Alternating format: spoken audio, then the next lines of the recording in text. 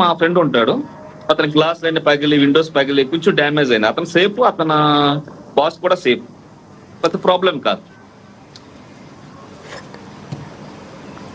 ఇబ్బందులు అంటూ ఏమి ఉండవండి. మనకి అలారం రాగానే బాంబ్ షెల్టర్లోకి వెళ్తాం. అది ఎప్పుడైనా సౌండ్ వచ్చిన తర్వాత ఒక 5 మినిట్స్ తర్వాత మళ్ళీ బయటకు వస్తాం. మీకు చూడొచ్చు పబ్లిక్ ఎక్కడో కూడా ఏవి ఆగలేదు. రైట్. అంటే ఇప్పుడు సాధారణ పరిస్థితులు ఉన్నాయి. ఆల్మోస్ట్ అన్ని ట్రావెలింగ్ కానీ లేకపోతే మనం ఎక్స్పోర్ట్ ఎక్కడికైనా వెళ్ళాలన్నా ఇప్పుడు ఏమీ ఇబ్బంది లేదు, అయితే క్లియర్గా ఉందంటే. మీకు నా వెనక కనిపిస్తుంది చూడండి, బస్సు వస్తుంది. ఇప్పుడు బస్సు వస్తుంది, 16 నెంబర్ బస్సు వస్తుంది. ఓకే అండి, ఇదిగోండి ఈమె చూడండి, ఈమె ఏజ్ ఎంత ఉంటుంది, ఆమె వెళ్తుంది చూడండి. బాంబులు పడతా ఉన్నాయి. మార్నింగ్ పడింది, 3 సార్లు వచ్చింది ఈ రోజు అలారం. ఓకే, ఎవరు దేనికి భయపడే ఇబ్బంది ఉండదండి. అంటే అక్కడ ప్రభుత్వం అలర్ట్ చేయడంలో, అంటే ప్రజల్ని అలర్ట్ చేయడంలో ప్రభుత్వం అధికారులు కానీ అక్కడ ఉన్నటువంటి యంత్రాంగం చాలా బాగా పనిచేసింది అనుకోవచ్చు మీకు. చాలా అండి, చాలా. వీళ్ళకి ప్రాణాలకు చాలా విలువిస్తారు, మనుషులకు కూడా చాలా విలువిస్తారు. ఓకే, అలారం రాదు, ఫస్ట్ ఎమర్జెన్సీ అలర్ట్ వస్తుందండి, ప్రతి ఫోన్ కి వస్తుంది. ఇజ్రాయెల్ ఉన్న ప్రతి ఫోన్ కి ఎమర్జెన్సీ అలర్ట్ వస్తుంది. అలర్ట్ రాగానే తర్వాత 1 మినిట్ తర్వాత అలారం వస్తుంది. అప్పుడు అందరూ బాంబ్ షెల్టర్లోకి వెళ్ళటము, సేఫ్టీగా ఉండడం చూస్తారు. నమస్తే అండి కిరణ్ గారు, నమస్తే. Yes, okay. మనకి ఇంకొక గెస్ట్ రాజు గారు ఉన్నారు, శ్యామల్ రాజు గారు. రాజు గారు నమస్తే అండి. నేను యాజమాన్యానికి నమస్కారాలండి. గుడ్ ఆఫ్టర్నూన్ రాజు గారు. అంటే ప్రధానంగా యుద్ధం చాలా నష్టాన్ని మిగులుస్తుంది, కానీ యుద్ధం ఎండింగ్ అవ్వటం చాలా మంచి విషయంగా చెప్పొచ్చు, ఒక్కొక్క హ్యాపీ ఎండింగ్ అనుకోవచ్చు. అంటే ట్రంప్ తీసుకున్న నిర్ణయాలు, లేకపోతే అక్కడ ఏం కుదిరింది అనేది ఇంకా క్లారిటీ రాలేదు. అంటే ఇరాను, ఇరాకు అంటే ఏ స్థాయికి వెళ్తుందో, చంపేసుకుంటాం, ఇట్లాంటి సందర్భాలు మాట్లాడుకోవడం ఒక రకంగా భయం ఉంటుంది. ఇక్కడ ఉన్నటువంటి వారికే భయం ఉంటుంది, అక్కడ మా వాళ్ళు ఉన్నారు, ఏం జరుగుతుంది అన్నటువంటి సందర్భం. సో ప్రధానంగా మీరు ఎలాంటి ప్రాబ్లమ్స్ ఫేస్ చేశారు? యాక్చువల్ గా నేను ఇజ్రాయెల్ దేశానికి ఇప్పటికీ లియోర్ వరల్డ్ టూర్స్ ద్వారా ఒక టూర్ మేనేజర్ గా 10 సార్లు వెళ్ళానండి. ఓకే. అయితే ఈ నెల 10వ తారీఖున ఫ్యామిలీతో వెళ్తుంది. ఓకే. అయితే మొదట 2 రోజులు 10వ తారీఖున బయలుదేరి మొదట 2 రోజులు కూడా జోర్డాన్ దేశంలో ఉన్నాం. కరెక్ట్ గా ఎప్పుడైతే వార్ స్టార్ట్ అయింది ఆ రోజే మేము ఇజ్రాయెల్ లోనికి ఎంటర్ అయ్యామండి. Okay, correct. మీరు వెళ్ళటం, వార్ స్టార్ట్ అవడం ఒకేసారి జరిగింది. కరెక్ట్ గా ఆ రోజు ఎంటర్ అయ్యాం. మేము ఎంటర్ అయిన తర్వాత జోర్డాన్ నుంచి ఇజ్రాయెల్ వచ్చేటువంటి హుస్సేన్ బోర్డర్ మూసేశారు. ఓకే. తర్వాత ఇజ్రాయెల్ లోకి ఎంటర్ అయిన తర్వాత మేము టైబీరియస్ పక్కన గలిలే సముద్రం దగ్గర మేము కింగ్ సోలోమన్ హోటల్లో మేము ఉన్నామండి. ఆ రోజు రాత్రి 200 మిసైల్స్ ఆ ప్రాంతంలోకి మరి ఇరాన్ నుంచి ప్రయోగించారు, ఇరాన్ నుంచి. ఓకే. అయితే ఆ 200 మిసైల్ కూడా మరి ఇజ్రాయెల్ లో ఉన్నటువంటి ఐరన్ డోమ్ ద్వారా మరి సమర్థవంతంగా వాటిని ఆ రోజు తిప్పుకుంటారండి. మేము కళ్ళారా చూసాం. ఓకే, అంటే ఒక రకంగా లైవ్ విజువల్స్ మీరు చూసారు. కొంచెం నాకే ఓకే, నా వాయిస్ నాకే రిపీట్ అవుతుంది, కొంచెం తగ్గించగలరా? రైట్. మీ వాయిస్ క్లియర్ గా ఉంది, కంటిన్యూ చేయండి రాజు గారు. నా వాయిస్ నాకే వినపడుతుంది. ఓకే. అయితే ఐరన్ డోమ్ టెక్నాలజీ ద్వారా మరి సమర్థవంతంగా మీకు కళ్ళారా చూసామండి. ఓకే. ఆకాశంలో ఆ ఫైర్ వర్క్స్, అంటే మన దీపావళి జరుపుతున్నప్పుడు ఆ రోజు రాత్రి మనం చూస్తాం కదా ఫైర్ వర్క్స్ పైన. అవును. అట్లాంటి ప్రత్యక్షంగా మేము చూసాం, నేను చూడటం జరిగింది. మొదటి రోజు నుంచి నేను ఇండియాకి మొన్న సాటర్డే వచ్చానండి. నేను సాటర్డే వచ్చాను ఓకే ఇజ్రాయెల్ నుంచి. ఉన్నన్ని రోజులు కూడా నేను ప్రత్యక్షంగా వారిని చూశాను. నేను వార్ ఫీల్డ్ లో నేను ఉన్నాను. ఎస్, అంటే అలాంటి ఆ సందర్భంలో అక్కడ ఉన్నటువంటి ఆర్మీ కానీ లేకపోతే అక్కడ ఉన్నటువంటి ప్రభుత్వం కానీ భారతీయులకి ఇజ్రాయెల్కి ఒక సంబంధం ఉంది, అంటే ఒక రకమైన స్నేహపూర్వక సంబంధం ఉంది. సో ఆ సమయంలో అంటే ప్రత్యేకంగా అక్కడ ఉన్నటువంటి పీపుల్స్తో వాళ్ళు ఎలా ఇంటరాక్ట్ అయ్యేవారు, ఎలాగా వాళ్ళతో ఉండేవారు? ఇజ్రాయెల్ ఆర్మీ గానీ ఇజ్రాయెల్ పోలీసులు గానీ చాలా ఫ్రెండ్లీగా ఉంటారండి.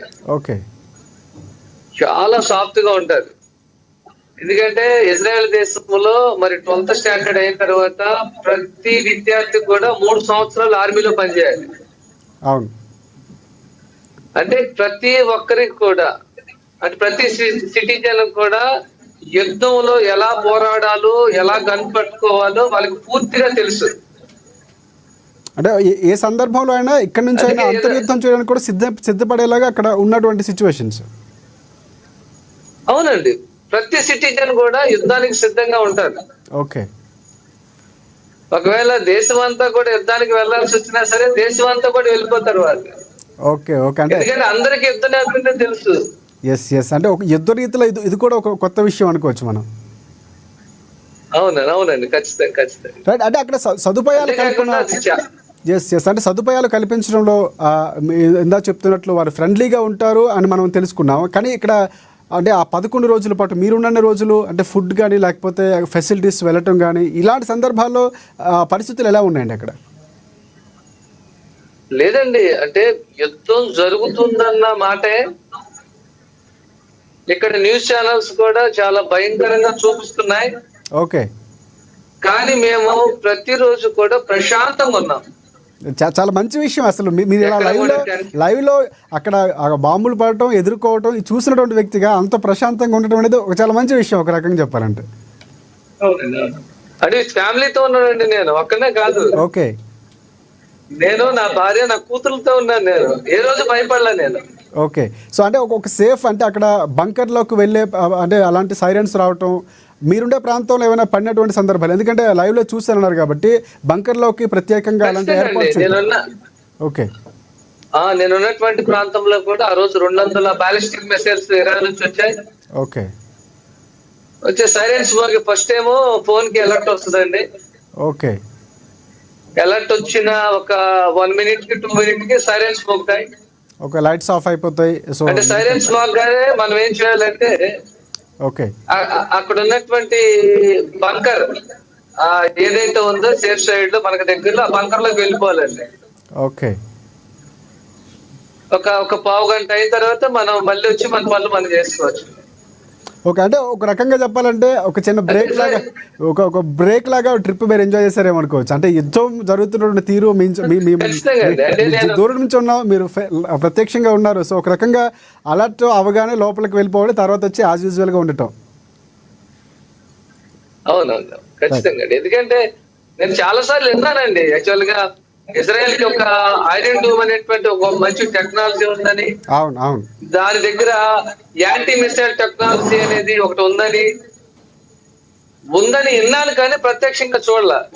ఈ నెల వెళ్ళినప్పుడు వాటిని ప్రత్యక్షంగా చూశాను నేను. ఓకే. అంటే ఒక రకంగా ప్రపంచం కూడా ఒకసారి పరిచయం చేసుకుంది ఇజ్రాయెల్ యుద్ధ రీతులు, లేకపోతే ఒక రకంగా చెప్పాలంటే వార్ టు మ్యాన్ చేసే యుద్ధాలు కాదు, ఇప్పుడు రిమోట్ వార్ అనుకోవచ్చు. మనం భారత్ చేసినటువంటి యుద్ధం కానీ ఇప్పుడు జరుగుతున్న యుద్ధం కూడా ఒక రకంగా రిమోట్ యుద్ధం అంతే, ఇక్కడ నుంచి కంట్రోల్ టెక్నాలజీతోనే నడుస్తుంది. రైట్. అవునండి. అందులో వీళ్ళు 4 రకాల డిఫెన్స్ సిస్టమ్స్ పెట్టుకున్నారండి. ఒకటేమో ఐరన్ డూమ్ అయితే దాని రేంజ్ వచ్చి 200 to 300 kilometers. ఓకే. రెండవది యారో 1, యారో 2, యారో 3 అని సిస్టమ్ ఉందండి. ఆ తర్వాత మూడవది కింగ్ డేవిడ్ స్లింగర్ ఉంది, అది 500 kilometers రేంజ్ వచ్చిందండి. ఓకే. నాలుగవది థర్డ్ అని ఉందండి, అంటే ఆ terminal high attitude area defence system అని ఉంది. ఇంకోటి ఉందండి, ఇప్పుడు లేటెస్ట్ గా లేజర్ కూడా వాళ్ళు స్టార్ట్ చేశారు. అవును. అంటే ఒక నూతన టెక్నాలజీని అన్ని ఫేస్ చేసుకోవడం ఒకటి. మీరు అక్కడి నుంచి ఇక్కడికి వచ్చే క్రమంలో అంటే ఏమైనా మీరు అప్లై చేసుకోవడం, లేకపోతే సో అక్కడ ఉన్నటువంటి అధికారులు మీకు ఎలా సహకరించారు ఒకసారి ఎక్స్ప్లెయిన్ చేస్తారా? ఎందుకంటే మీరు యుద్ధం మొదలవుతున్నప్పుడు అక్కడ దిగారు, యుద్ధం మధ్యలోనే వచ్చేయటం ఆగిపోవడం, ఇక్కడ సీజ్ ఫైర్ కూడా ఒప్పందం కుదిరింది. సో ఈ సందర్భంలో మీరు అక్కడి నుంచి ఇక్కడికి రావడానికి ఈ ప్రాసెస్ ఎలా అప్రోచ్ అయ్యారు? అంటే మనకి వీసాలు వచ్చిన తర్వాత మేము బయలుదేరి వెళ్ళామండి. ఓకే. వెళ్ళాము. మాకు ఎక్కడ లియోరా వరల్డ్ టూర్స్ వారి ఆఫీస్ ఒకటి ఇజ్రాయెల్ లో ఉంది, బేర్షాన్లో ఉంది. భారత ఎంబసీ మనకి పూర్తిగా అక్కడ అలర్ట్ చేస్తుంది. ఇప్పటికే చెప్తున్నాం, ఇక్కడ మన న్యూస్ లో మాకు తెలుస్తుంది ఏంటంటే అక్కడ ఎవరికి ఎటువంటి ఇబ్బంది లేదు, సో ఇన్స్ట్రక్షన్స్ ఫాలో అవ్వాలి. సో అక్కడ ఉన్నటువంటి ఏవైతే అలారం మోగ్గానే అక్కడ ఉన్నటువంటి పోలీసులు ఆర్మీ ఇచ్చినటువంటి సూచనలు పాటించాలని చెప్తున్నారు. భారత ఎంబసీకి ఎప్పటికప్పుడు అలర్ట్ గా ఉంటాం అక్కడ ఉన్నటువంటి వారికి అని చెప్పారు. సో అక్కడ భారత ఎంబసీ మీకు ఏ విధంగా సహకరించింది? అక్కడ ఇజ్రాయెల్ గవర్నమెంట్ అనేది ఎప్పుడు కూడా టూరిస్టులకి బాగా ప్రాధాన్యత. వారి సహకారాన్ని తెలియజేస్తుందండి. అవును అవును. చాలా ప్రాధాన్యత ఇస్తుంది. టూరిస్టులు ఎవరు వచ్చినా సరే వారికి ఏ హాని జరగకుండా చూసుకునేటువంటి బాధ్యత వారిదే. ఓకే. సో ఒక రకంగా సేఫ్టీ కూడా చాలా తీసుకుంటారు. కేర్ తీసుకున్నారు. Yes. చాలా సేఫ్టీ అండి. రైట్. మనం ఒకసారి ఎందుకంటే రోడ్ల మీద కానివ్వండి, ఎక్కడ కానివ్వండి, ఇజ్రాయెల్ సైన్యము, ఆర్మీ